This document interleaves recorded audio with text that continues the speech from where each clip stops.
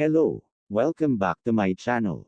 This is Bryan Ocampo. If you have not subscribed to the channel, go ahead and subscribe to clarify better, where we publish daily to help people in the hotel industry to learn something new.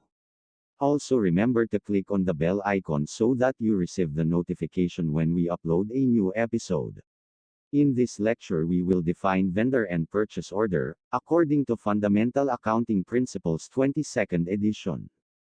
The definition of a vendor is seller of goods or services. So, when we're talking about the vendor, we're talking about the person who is selling. This seems obvious, but it can be difficult to know which side of the transaction we are on. And this is especially true when we're talking about book problems, when we had to put ourselves into the actual problem. It's also the case that we could use different terminology, such as the seller of the goods rather than the vendor of the goods, and we have to know this type of terminology as well.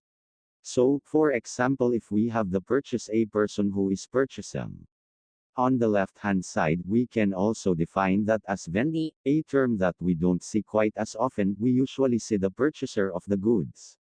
But on the right-hand side we have the seller of the goods, which we could define as the seller here, but also often described as the vendor.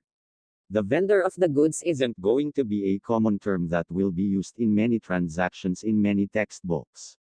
So, we have to know which side of this transaction we're on, and obviously the difference between these two words is slight in terms of the vendee, the person who is purchasing, and the vendor, the person who is then selling. We need to know the distinction between these two terms.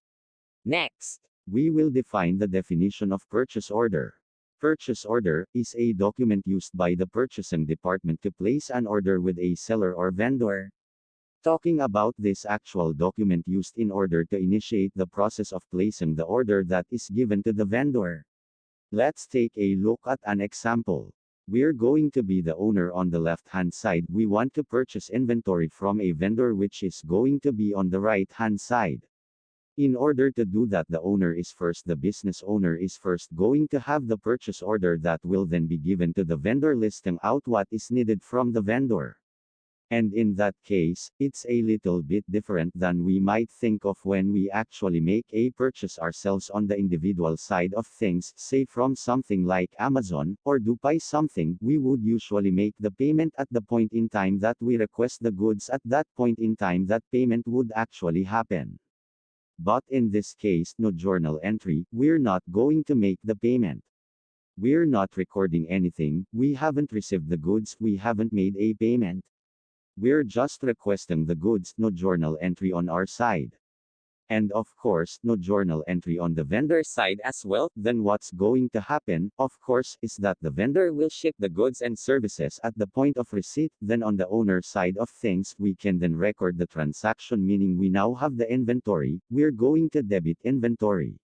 And we're going to credit the IOU at this point in time. Because now the transaction has taken place in that we own the inventory, we're going to count it, make sure it ties out to what we ordered on the purchase order, and now we owe the vendor. Therefore, we have the journal entry. Increasing inventory and increase in accounts payable on the vendor side of things. They have now had the transaction as well, they have done the work. Therefore, they have a receivable that is due from the owner.